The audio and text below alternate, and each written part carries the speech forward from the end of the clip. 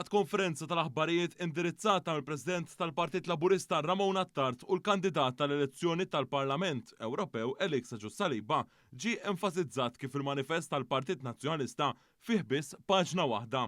F'datija ta' paniku il-bieraħ f'nofs dibattitu fuq l-istazzjon televiżiv nazzjonalista, il-preżentatur tal-programm ħareġ ixejjer ta' parsi manifest elettorali tal-Partit Nazzjonalista għall-elezzjoni tal-Parlament Ewropew ta' 8 ta' Ġunju li ġej.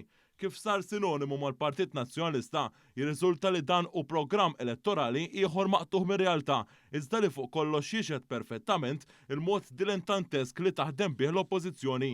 Fil-fatt din qed tkompli tikkonferma kemm min iqsa mill-idejat u tant stħad f'dan il-manifest qisu xi fuljet tal-Knisja li lanqas biss nediltu b'mod uffiċjali mill-kap tagħha Bernard Grech biex tispjegah lill-elettorat. Il-kandidat tal-elezzjoni tal-Parlament Ewropew Elixaju Saliba semma kif minn barra li dan il-manifest u siket dwar is-salvagwardji tant importanti għal pajjiżna u wkoll nieqes mill-idejat. Partit Nazzjonalista huwa partit ċott, nieqes mill-idejat u fl-aħħar mill-aħħar l-unika priorità għalih fit-8 ta' Ġunju li ġej hija dik illi fl-aħħar mill-aħħar jikseb lura il-poter u fl-aħħar mill-aħħar turija oħra ċara illi dan huwa partit illi m'għandu xejn x'joffri fuq livell Ewropew li f'aktar ħsara, aktar vendikazzjonijiet kontra pajjiżna.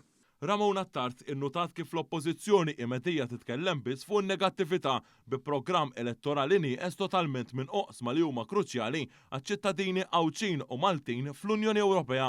Il-kandidati tal-Partit Nazzjonalista ma jinteressahom assolutament xejn li f'dik li javvanzaw il-karrieri tagħhom personali f'istituzzjonijiet Ewropej.